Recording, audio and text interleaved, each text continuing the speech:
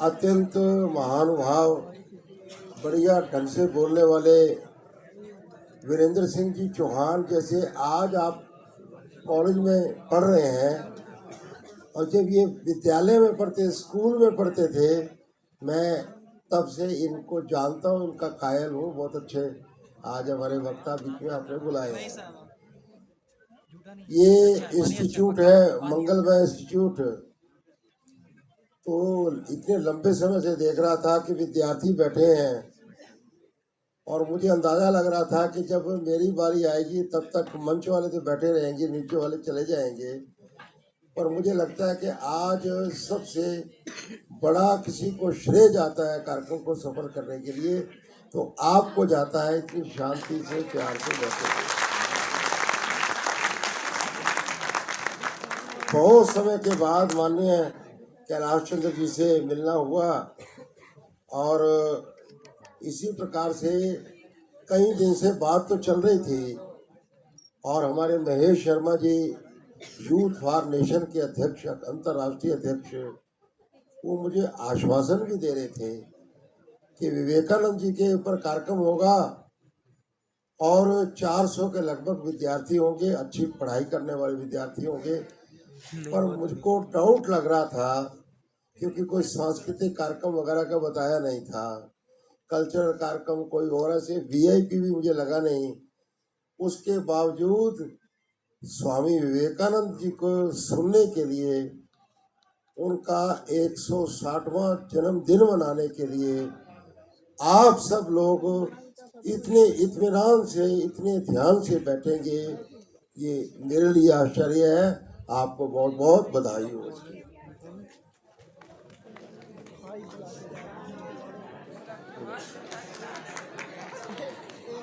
और प्यारे विद्यार्थी, एक प्रश्न मैं आपसे पूछता हूँ, और आपका अभी तक आपने प्रश्न पूछा है, तो आपसे किसी ने नहीं पूछा। अब एक प्रश्न का उत्तर आपने देना है प्यारे विद्यार्थियों, और वो सोच करके देना। अभी तो आपने काफी देर से सुना है कि स्वामी विवेकानंद जी अपनी पढ़ाई के दौरान, आपने पढ़ा है कि किस प्रकार का उन्होंने भाषण दिया।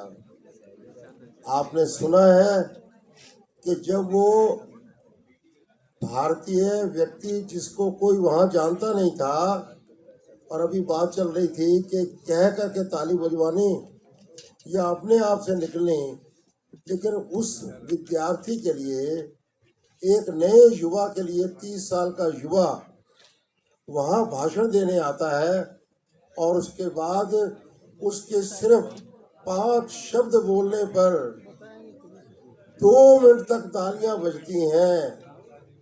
आप सब जानते हैं वो शब्द क्या थे शुरू के उनके, जिस पर तालियां बजी? हाथ खड़ा करना। यही वाक्य थे, बिल्कुल यही वाक्य थे। पर दूसरा मैं प्रश्न आपसे करना चाहूंगा, और वो आपको हिला देगा, कि जब अमेरिका के सारे अखबार स्वामी विवेकानंद जी की प्रशंसा में भरे हुए थे, मुख्य जितने समाचार पत्र थे, सबने कहा कि कल जो 7,000 लोगों की ऑडियंस थी, कल जो सैकड़ों की तादाद के अंदर वक्ता थे, उनमें से सबसे बढ़िया भाषण जो हुआ तो स्वामी विवेकानंद का हुआ। He is a man with capital M. जब सब अखबारों ने लिखा होगा, तो आप उत्तर सोचिए कि भारत में बैठे हुए उनके साथी थे, जो इकट्ठे तपस्या करते थे, एक ही गुरु के स्थान पर रहते थे, तो वो कितनी खुशी मना रहे होंगे, कहाँ खुशी मना रहे होंगे, ऐसा आप सोच सकते हो क्या? आपको लगेगा कि बहुत ज्यादा उस दिन जश्न मनाया जा रहा होगा, उनके साथी तालियां पीट रहे होंगे। ऐसा है कि नहीं है? जिनका एक साथी अचानक पूरी दुनिया के अंदर प्रसिद्ध हो गया, तो उसके बाकी लोग, मित्र कितने प्रसन्न होंगे, आप सोच सकते हो ना। लेकिन आपको उत्तर निराश करेगा। कोई प्रसन्नता नहीं थी, कोई बधाई नहीं दे रहा था, कोई एक दूसरे को कह नहीं रहा था कमाल हो गया। कारण 15 दिन तक उनके साथियों को ये नहीं पता चला कि जिस व्यक्ति का भाषण हो रहा है स्वामी विवेकानंद, ये वही हमारे दोस्त हैं जिनको हम नरेंद्र दत्त के नाम से न जानते थे, जिनको हम विविधानंद के नाम से जानते थे। ऐसे कई नाम, 4 नाम स्वामी विवेकानंद जी के थे, और स्वामी विवेकानंद का नाम ये जो बोल रहे ये वही हमारा साथी है, किसी को पता नहीं था। अब आप सोच सकते हैं कि जो घटनाएं दुनिया में होती हैं वो सोच समझ के नहीं होती हैं, अचानक भी कभी कभी होते हैं। और अपने जीवन के अंदर भी ऐसी घटना आए उसके लिए हमेशा तैयारी रखनी चाहिए। और क्या आप जानते हो दूसरी बात कि स्वामी जी का जो इतना भाषण मोहित करने वाला था, उससे पहले कितनी बार बोल चुके होंगे? कम से कम 100 बार बोल चुके होंगे ना, भाषण कहीं ना कहीं दिया होगा। क्यों, हाँ या ना? या इससे भी ज्यादा हो सकता है, क्योंकि इससे पहले पूरा भारत वो घूमे थे, लोगों से मिले थे। लेकिन आपको दूसरा सरप्राइज होगा, स्वामी विवेकानंद जी का ये जिंदगी में पहला भाषण था। उससे पहले इस प्रकार की ऑडियंस को, ज्यादा संख्या को, 50-100 लोगों से ज्यादा को कभी नहीं बोले थे। उनके जीवन में कोई भाषण नहीं हुआ था। और तीसरा सरप्राइज आपको और बांध के ले जाना, वो भाषण हिंदी में था या अंग्रेजी में था? है, जोर से बोलिए। हिंदी। कहाँ बोल रहे थे? शिकागो में। किन के आगे बोल रहे थे? दुनिया भर के लोगों के आगे बोल रहे थे। और वहां पर इनसे पहले जितने वक्ता थे सब यूरोप के थे। तो भाषण हिंदी में होगा या अंग्रेजी में होगा? बोलिए। अंग्रेजी में था। और सब अखबारों ने तारीफ की कि जिस प्रकार का एक्सेंट इंग्लिश का बोलते हैं, भारतीयों का नहीं होता है, यूरोप वासियों का होता है। स्वामी जी उसी फ्लो में बोल रहे थे, स्वामी जी उसी एक्सेंट में बोल रहे थे, बहुत श्रेष्ठ अंग्रेजी में बोल रहे थे। अब आप इसमें से प्रश्न एक मैं आपसे पूछने वाला हूं जो आपको छू जाएगा। इसका मतलब स्वामी जी की अंग्रेजी में पकड़ बहुत होगी, कोई शक ही नहीं है। उसके बाद लगातार वहां अंग्रेजी में बोलते रहे, तो उनके अंग्रेजी में अंक कितने आए होंगे? हम कह सकते हैं कि फर्स्ट क्लास फर्स्ट होंगे, ऐसा होगा। आपके ध्यान के लिए, उनके अंग्रेजी में कभी भी 47 से ज्यादा नंबर नहीं आए, ना FSC में, ना उसके बाद। हाँ, ग्रेजुएशन के अंदर जरूर थोड़े से ज्यादा अंक होंगे, 50 से ज्यादा अंक, लेकिन बहुत मध्यम श्रेणी के अंक थे। और कुल जो 400 नंबर का उनका सर्टिफिकेट अभी भी लोगों ने सुरक्षित रखा है। उनके कुल मिला के जो संस्कृत में 73 अंक थे, ज्यादा थे, उसको मिला के भी कहा जाए तो 204 अंक थे, माने 51% के लगभग नंबर थे। अब मैं आपको क्या अश्रद्धा पैदा कर रहा हूँ स्वामी जी के बारे में? नहीं, मैं आपको आपके बारे में प्यार पैदा कर रहा हूँ कि अगर अभी तक पढ़ाई में ढीले रहे हैं तो आगे विवेकानंद की तरह अंग्रेजी में नहीं बोल पाएंगे, विदेश को प्रभावित नहीं करेंगे, ऐसा कभी नहीं सोचना है। विवेकानंद का जीवन इसी निराशा में से आशा की एक किरण है। प्यारे विद्यार्थियों, मेरे से कोई पूछे कि विद्यार्थी को सबसे ज्यादा विवेकानंद जी की कौन सी बात पढ़नी चाहिए, तो बहुत ज्यादा वो स्वास्थ्य के बारे में बोले हैं। अरे जा रहे थे, रास्ते में लड़कों ने देखा कि स्वामी जी आ रहे हैं, तो झट से अपना फुटबॉल छुपा करके पीछे रख के महाराज जी की जय हो, महाराज जी की जय हो। स्वामी जी ने कहा फुटबॉल क्यों हटा दिया? नहीं महाराज जी आप आए हैं। अरे बोले कि आपकी उम्र के अंदर गीता पढ़ने से ज्यादा फुटबॉल खेलने की आवश्यकता है। स्वास्थ्य को ठीक रखने की आवश्यकता है। और उन्होंने यहाँ तक कह दिया कि जो अर्जुन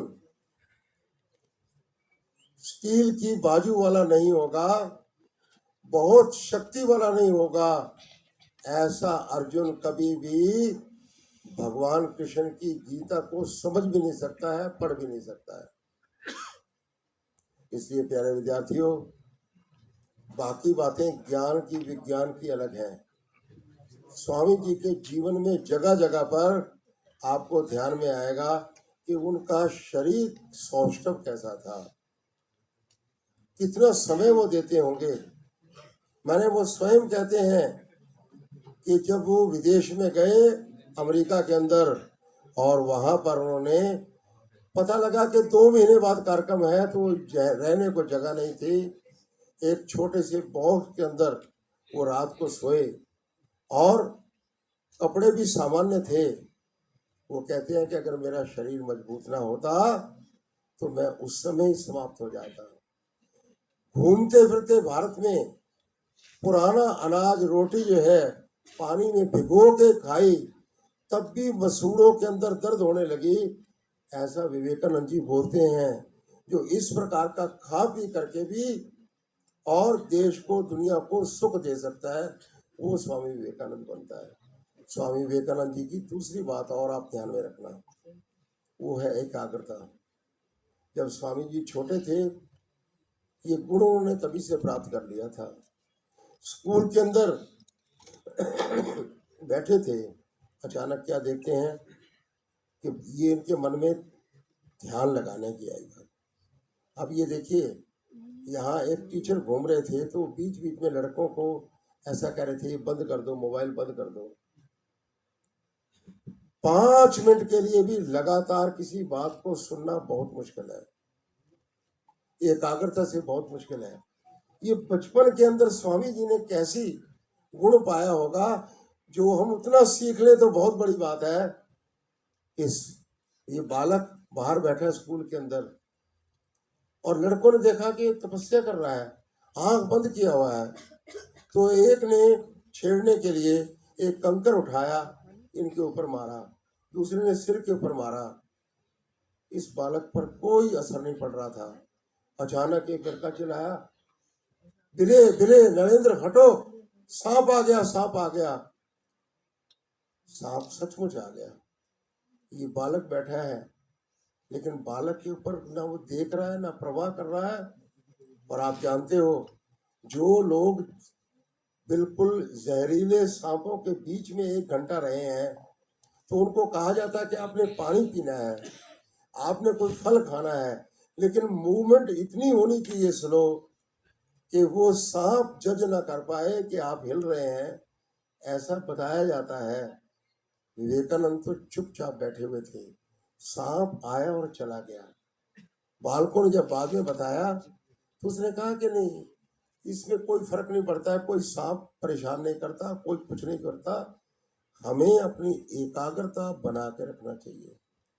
आजकल क्या होता है, बच्चा घर जाएगा, मामा मुझको आज 2 प्राइज मिल गए। अरे बोले, तेरे को मिल गए? तेरे बाप को जिंदगी भर में 1 भी नहीं मिला, तुझे 2 ही मिल गए। तो माँ ने गले से लगाया, बेटा किस चीज का? एक तो मम्मी, मेरी मेमोरी सारे स्कूल में सबसे शार्प है, इसका मिला है, और दूसरा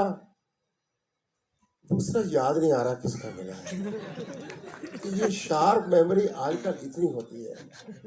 और एक विवेकानंद है कि लाइब्रेरी में गए और 3 बुक्स निकलवाई, अगले दिन वापस कर दिया।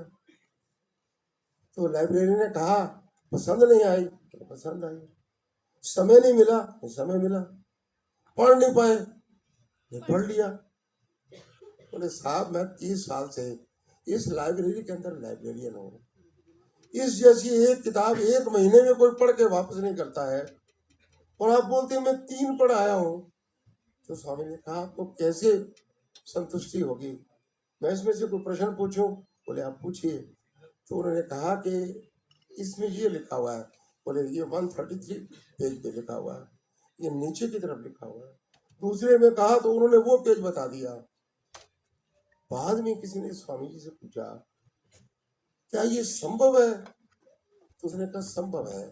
छोटा बच्चा होता है तो राम को पढ़ता है तो पहले रा बोलता है, फिर आ बोलता है, फिर माँ बोलता है, फिर तीनों मिला के राम बोलता है। थोड़े दिन के अभ्यास के बाद वो अकेला राम तुरंत देख लेता है। उसके बाद राम वन में जाता है, ये पूरा का पूरा वाक्यांश जिसको फ्रेज बोलते हैं वो एक ही बार में देख लेता है। मेरी स्थिति ऐसी बन गई है कि मैं पेज को देखता हूँ और पढ़ लेता हूँ, इतने में झटकते झटकते मैं कर लेता हूँ। ये कंसंट्रेशन पावर हम सबके अंदर आनी चाहिए। प्यारे विद्यार्थियों, स्वामी जी के बारे में इतने अभूतपूर्व किस्से मिलेंगे। मेरा आपसे निवेदन है कि आज कार्यक्रम तो बनाया है, कोई जीवनी उनकी पढ़नी शुरू करो। और जीवन पढ़ते ही जिन बच्चों को लगता है कि मेरा मेमोरी कम है, मुझे याद नहीं रहता है, अगर एक बात भी ये सीख ली तो पढ़ाई के अंदर कभी भी वो गड़बड़ नहीं होगा, कभी फेल नहीं होगा। और ये चीजें जिंदगी भर याद रखने के लिए स्वामी विवेकानंद से प्रेरणा प्राप्त करने की। और तीसरी खास बात थी स्वामी जी की, वो हम सब के लिए बहुत आवश्यक है, वो है अपने पर विश्वास। वो कहते थे कि नास्तिक वो नहीं है जिसको भगवान पर विश्वास नहीं है, नास्तिक वो है जिसको अपने पर विश्वास नहीं है। प्यारे विद्यार्थियों, आप जानते होंगे कि किस प्रकार से आज के समय में भी आत्मविश्वास का अभाव हमारे सारों के जीवन को खराब करता है। एक युवा पहाड़ के पास खड़ा था तो आसपास के लोग समझ गए ये सुसाइड करने के लिए आया हुआ है। पर आप जानते हैं कि सुसाइड करना भी आसान नहीं होता है। वो निदा फाजरी है ना, तो वो बोलता है खुदकशी करने की भी हिम्मत नहीं होती सब में, और कुछ दिन अभी औरों को सताया जाए, माने औरों को परेशान किया जाए, वो आत्महत्या करना भी आसान नहीं है। तो वो भी इधर उधर देख रहा था। एक महाराज पीछे से आवाज लगाते हैं, बेटा रुको। बोले बाबा अब मत रोको, मैं जिंदगी से निराश हूँ, जिंदगी से हताश हूँ। बोले तेरे पास क्या कमी है? बोले मेरे पास कुछ है नहीं है, आप कमी की बात बोल रहे हो। अरे बोले देखो, मरना नहीं मरना ये तेरे हाथ में है, ये तुझे निर्णय करना है, पर झूठ बोलना ये बहुत बड़ा पाप है। बोले बाबा झूठ? बोले आपके पास बहुत कुछ देख रहा हूँ। बोले बाबा आप झूठ बोल रहे हो, मेरे पास कुछ नहीं है, ये मैं जानता हूँ कि आप जानता हो। बोले नहीं मैं जानता हूँ, क्योंकि आपको कह रहे हो ना मेरे पास लोन है। कितने का है? 5 लाख का है। बोले 6.5 लाख का है। तो बोले कि आपके पास एक ऐसी चीज है जो 15 लाख रुपए तुरंत आपको दे सकते हैं मेरे पास। बोले हाँ, बस इतना शर्त होगा कि उसका आधा मुझको देना होगा, बताता मैं हूँ। उसने क्या क्या महाराज? बोले मेरे अभी इधर से आ रहा था हॉस्पिटल के आगे से, तो किसी ने गुर्दा ट्रांसप्लांट कराना था, और एक गुर्दे से आदमी का काम चल जाता है, तेरे अंदर 2 हैं, तू इतनी तेजी से पहाड़ में चढ़ गया, स्वस्थ भी है। ऐसा करो उसको एक गुर्दा दे देते हैं, 20 लाख मिलेगा, आधा तुम्हारा आधा हमारा। ये तो बात है। बोले एक और बात है। 3-4 चीजें गिना दी उन्होंने कि एक आदमी को इस शहर के सेठ की दोनों आंखें चली गई हैं डायबिटीज के कारण से, वो आंख मांग रहा है किसी स्वस्थ आदमी की, एकदम 20 लाख रुपया देगा, बस आपको इतना बोलना होगा मैं इसका रिश्तेदार हूँ। ऐसे करते करते बाद में उसने बताया कि आप जानते हो कि जो बॉडी आप नष्ट करना चाहते हो उसकी कीमत कितनी है? ये तो अब समझ में आ रहा है। बोले अब समझ में आ रहा है, और बता देता हूँ। यही प्रयोग येल यूनिवर्सिटी के अंदर करना चाहते थे कि आदमी की बॉडी जैसी बॉडी बना दी जाए, तो HOD को बुलाया, बन सकती है? बोले हाँ बन सकती है, पर एक बात है, उसके लिए ये सामग्री चाहिए, ये सामग्री चाहिए। और एक और गड़बड़ है, उसके लिए खर्चा बहुत आएगा। अरे बोले एक बार एक आदमी बनाओ तो सही, कलोन से बनाना एक अलग बात है, आप बना सकते हो। नहीं बोले बिल्कुल आंखें ऐसी होगी पहचान नहीं पाएगा, हाथ ऐसा होगा, बस एक उसमें मैं जान तो नहीं डाल सकता।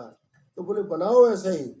उसने कहा उसके लिए थोड़ा पैसा दे दीजिए, उसके लिए हमको $60 ट्रिलियन चाहिए। बोले सिर्फ 60? अब वो ट्रिलियन को तो सुन नहीं रहा था। तब उसने बताया कि साहब 60 ये मांग रहा है ट्रिलियन, 60 समझते हो? अरे मोदी जी बार बार कह रहे हैं कि मैंने देश को 5 ट्रिलियन का बनाना है, भारत जैसे देश को, और ये 60 मांग रहा है। तो बोले है कितना भारत में? अभी तो बोले 3 से थोड़ा सा आगे गया है, 3 ट्रिलियन से। अरे 16 ट्रिलियन तो चाइना की कुल जीडीपी है, 22 ट्रिलियन अमेरिका की है। अरे ये सारों देशों को मिला लो जीडीपी तो भी 60 ट्रिलियन नहीं बनने वाली है।